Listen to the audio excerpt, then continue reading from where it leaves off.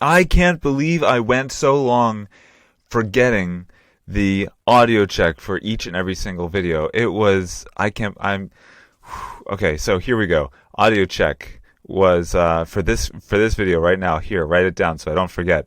My favorite sandwich is a turkey Diablo, spicy turkey sandwich with lots of mayo and lettuce and tomato and spicy mustard. Oh, so good. And the bread, and I get it from my college town where I went to college. Just lots of really great memories. 3.42 solving quadratic equations when a is not equal to 1. So here we go. The equation that we're going to expand. But remember before we were factoring and there was never a number in front of the x squared. It was always 1 or assumed to be 1. Well, here we go. Here's how to do it when a is not equal to 1. You're going to list out the factor pairs of a times c. And so before it was just list out the factors of this number. Like in this case, it would have been 10. But now because there's a number over here, we're going to multiply a times c, 3 times 10. So don't list factor pairs of 10, list factor pairs of 30. And here they are, 1 and 30, 2 and 15, 3 and 10, 5 and 6. There's a greatest common factor of 1, so we don't have to factor out anything. And so we're going to split the middle and say that this 11x, this 5 and 6 is the factor pair that also adds up to 11. So we're going to split this up into 3x squared plus 5x plus 6x plus 10. It used to be 11x. Boom. And now it doesn't. And remember, it doesn't matter which order you write it in. When you factor out the x, this is what you get, and this is what you factor out the 2. This is what you get. And notice that if you do this well, then you get the 3x plus 5 gets repeated twice. That is the greatest common factor of these two giant terms. Write it out front, 3x plus 5, and then x plus 2, and you've got it factored. Yay! Now that it's factored, you can split it up using the zero product property, and then, so 3x, and of course it's all equal to 0, so 3x plus 5 could equal 0, or x plus 2 could equal 0, and in either case, you'd get a solution. Yay, there it is. That's what we're practicing. All right. 5x squared, 28x minus 12 equals 0. It's all equal to 0. There's no greatest common factor greater than 1. And so we're going to multiply, we're going to find the factor pairs of not negative 12, but 5 times negative 12, which is negative 60. And there's a bunch of them. I could start off with negative 1 and 60. They multiply up to negative 60. Negative 2 and 30. Negative 3 and 20. All the way, you can keep on going. Negative 20, comma 5. And there's more, but I didn't write it out because there's just I didn't have enough space on the paper. Anyway, you get to negative 2 and 30, and there it is. 5x squared minus 2x plus 30x. When you add negative 2x and 30x, you get 28x, but we're splitting the middle with this particular factor pair. That it doesn't matter what order you write it in, because you're going to get here 5x minus 2. When you factor out the x and you factor out the 6, you get 5x minus 2 again. So 5x minus 2 is the repeated factor, so it's the greatest common factor of both these giant terms. Factor it out, there you go, and you're left with two different equations. You set them both equal to 0. 5x minus 2 equals 0. You get 2/5, or x equals negative 6. Let's do it again. All right.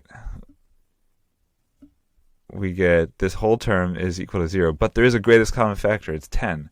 Split the middle is not going to work very well if you don't have a greatest common factor of 1. So we do need to factor out the 10. Divide all the terms on both sides by 10. You get 6x squared minus 5x minus 4 equals 0.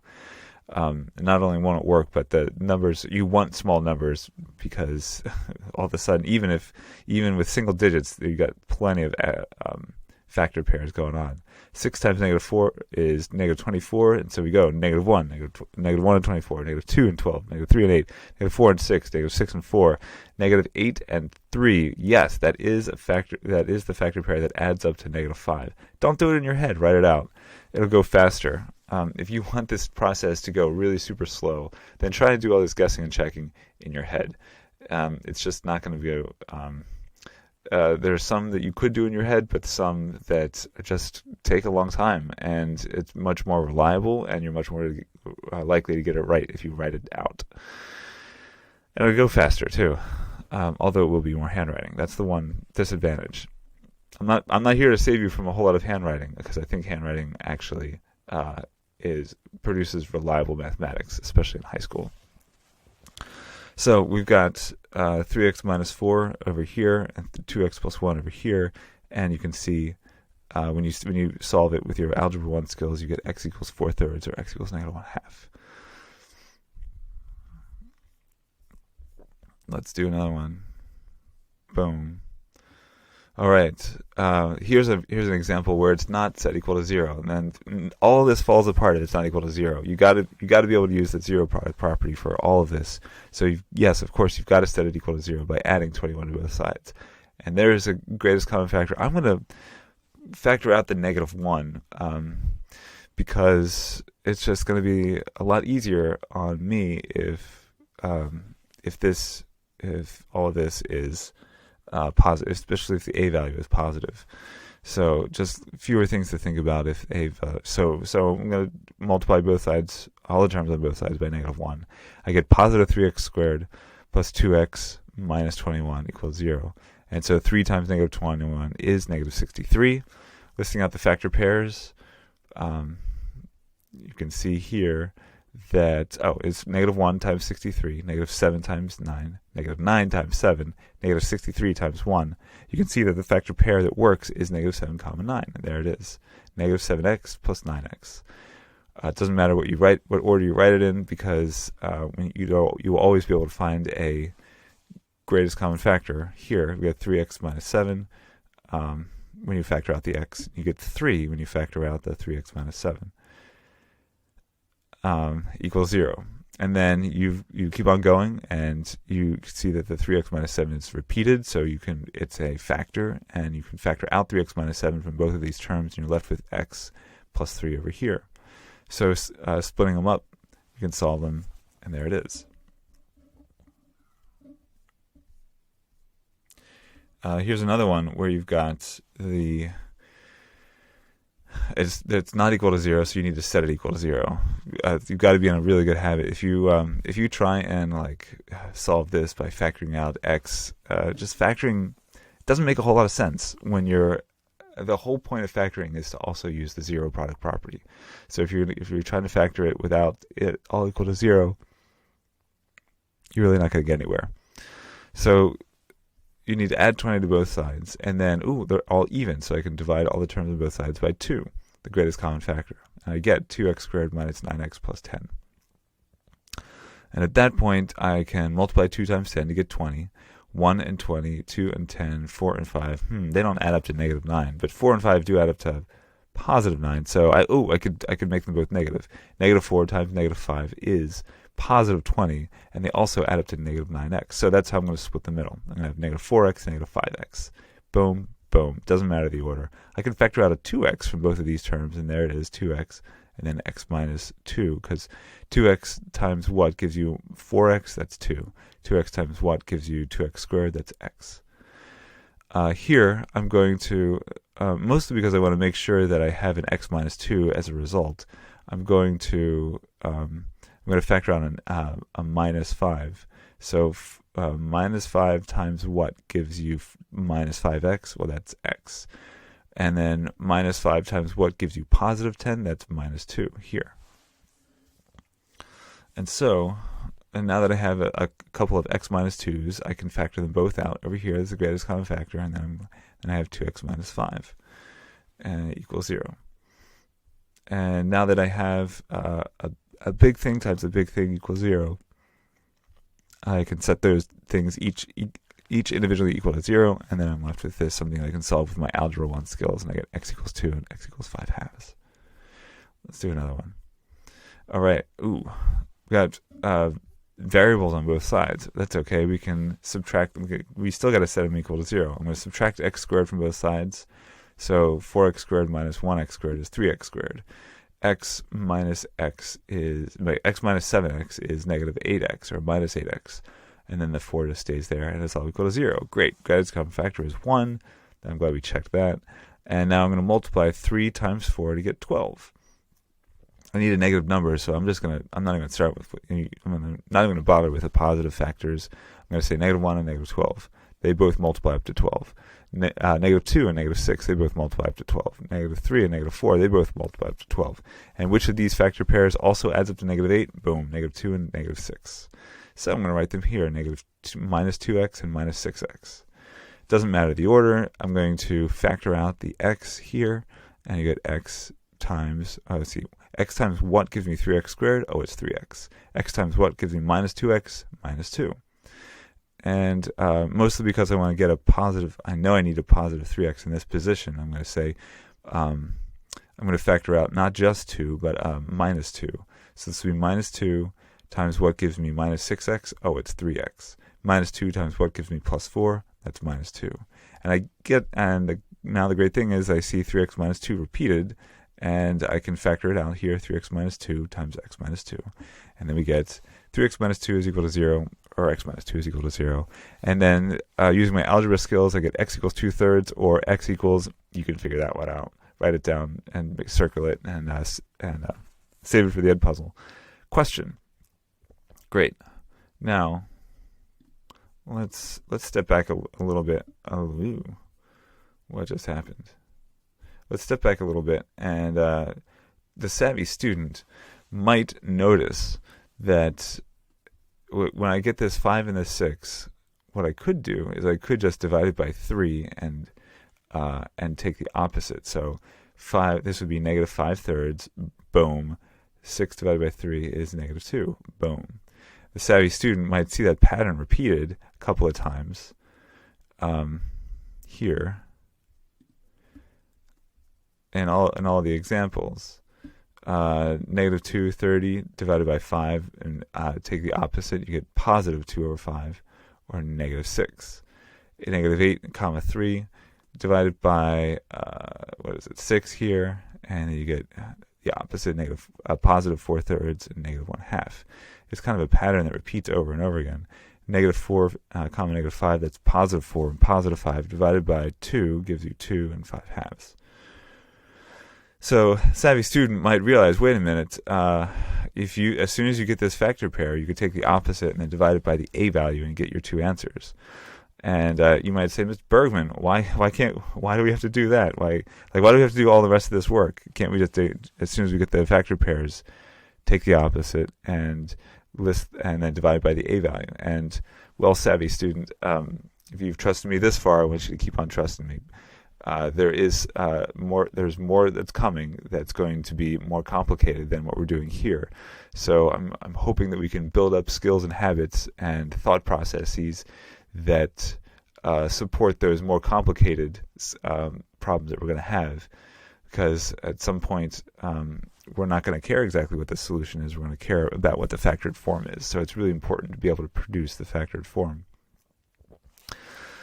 But if you want a quick and dirty way of checking your answer, then that's what you can do. However, I'm going to require that when you do the work, when you show the MOCAR, you show it all the way through as I'm doing here, because we're supporting those chapter 4 skills that are yet to come. Next part, reverse the process. When an equation whose solutions and leading coefficient are given, so for example, let's start with the answers. Like here, it was the solutions were x equals 2 and x equals 5/2. What if we started with those and reversed the entire process? What would that look like? Well, you could say x is equal to 3, x is equal to, like if it tells you x is equal to 3, x is equal to negative 1, and the leading coefficient was 2, then you could turn that into this particular information. 2 would be on the outside, and then x minus 3 is on the inside, because, when you put 3 in here for x, it produces a 0. When you put negative 1 in here for x, it produces a 0. And that zero product property is how we lead off with that. Now, if you FOIL all this out and you then multiply, you get x squared minus 2x minus 3, and then you distribute the 2. This is what you get, and this is the equation you could start with if you wanted to produce these solutions. And it also happens to have a greatest common factor of 2. The leading coefficient is 2. Do the same thing here. Let's say you want to start off with solutions that are negative 5 and 0, and the leading coefficient is 4. Well, then x plus 5 is the factor that produces 0 when x is equal to negative 5. And x is 0 right here. You could write it out if you wanted to, x minus 0, but that's just kind of not necessary. You could just say x. If you distribute a couple of times, you get 0 is equal to 4x squared plus 2x. Now, let's talk about something that's on the SATs, ACTs. It's called identities. An identity is an equation that is true for all values of x, and it'll actually say it won't say the word identity. It'll just say something like that is true for all values of x. I believe the ACTs have something very similar. And even if they don't, even if you're, if you know right now you're test optional and you're not going to take the SATs, it's okay. That's a skill that's still going to show up a bit in pre-calculus. So stay with me. Let's see, which of these are identities? Which of these are equations that are true for all values of x? Well, 3x is equal to 2x plus x. If you combine these two over here, you get 3x equals 3x, 0 equals 0. That's a true statement. So, yeah, it doesn't matter what value of x you plug in here. It's going to lead to a true statement, like 1 is a solution, and 2 is a solution, and 5 is a solution. If x equals 5, it would be 15 plus 2 times 10, 2 times 5 is 10, plus another 5. Yeah, 15 equals 15. So 5 is a solution, and so is 36.4, and so is pi. 3 times pi is equal to 2 times pi plus pi, that's 3 pi. Yeah, the pi is a solution. Every number, even imaginary numbers, 3i equals 3i. So it is an identity for all values of x. It's true. Let's do this one over here. I wonder if this top thing is an identity. Well, if you FOIL this, or if you use your formula, you get x squared plus 2x plus 1. And which is identically over here. The same thing. You could subtract x squared, you could subtract 2x, you could subtract 1 is equal to 0 equals 0, which is a true statement. So we know it's going to be true for all values of x. All the variables drop out. You can even just know that at this middle line right here, like as soon as you see the left side equal to the right side, you can say, boom, identity. The answer is yes, it is. If you FOIL this, you get 4x squared minus 81. You see these are conjugate pairs, 2x plus 9, 2x minus 9. You're going to have the middle terms drop out. And so, yeah, it's an identity. But look at this one over here, 3x squared plus 5, 3x squared minus 6. You subtract 3x squared from both sides, you get 5 and negative 6, and that's a false statement. So no, it's not an identity. There are no values of x for which this equation is true. You could see that for sure over here in this work, but you can also confirm that it's not an identity just by reading the left side is not equal to the right side. There's nothing you can do to simplify or make it happen. No tricks of algebra will have it.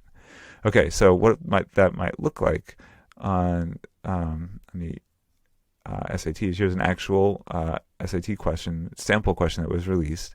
And so if this is equal to this for all values of x, for all values of x, that means if it is, so assuming that it is an identity, assuming that you should be able to manipulate things and get them all equal to each other on left side and right side. And assuming, so you've got that fact, and then you also have the fact that a plus b is equal to 8. What are the two possible values for c? Well, let's actually FOIL it out. And here we go. I want to say about the SATs and the ACTs, what they often do is they often ask you to do what you normally do with a number. They're going to ask you to do with a letter, and you just got to keep on moving. You just got to keep on going. So if you were going to FOIL this, I mean, you would do ax times bx. What is ax times bx? It would be abx squared. What is the outside term? It would be ax times 7. That's 7ax. What's the inside term? 2 times bx. That's 2bx. And what's the last term? It's 2 times 7 is 14. I'm just going to write out the right-hand side also. So, and then one more step I'm going to take is that I'm in the middle term. My motivation is to try and try and compare the quadratic terms, like the x squared terms and the x terms and the constants. And I can see that the 14 is the 14 as compares to the 14. That's great. But I'm going to combine these two by factoring out an x. So I get 7a plus 2b is times x instead of these two terms. So I get one giant term in the middle. That's the x term, it's a linear term. So comparing these, if it is truly a linear, if it is truly an identity, then that means that the x squared term and the x squared term have got to be equal to each other. This ab has got to equal to 15, which I'm going to write here. And this 7a plus 2b has got to equal c right here. And I also know that a plus b is equal to 8.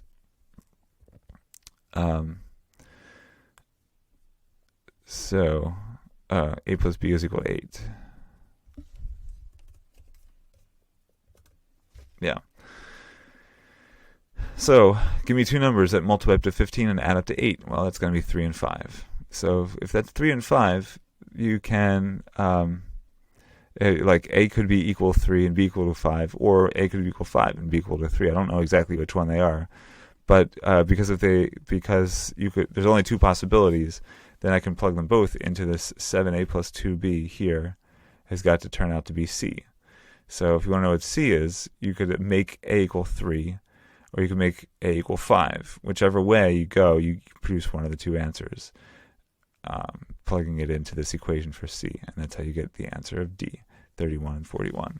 Pretty tricky, but this is as hard as it gets on the SATs, on the ACTs. This is like one of the hardest possible problems. Like, it doesn't get much harder than this.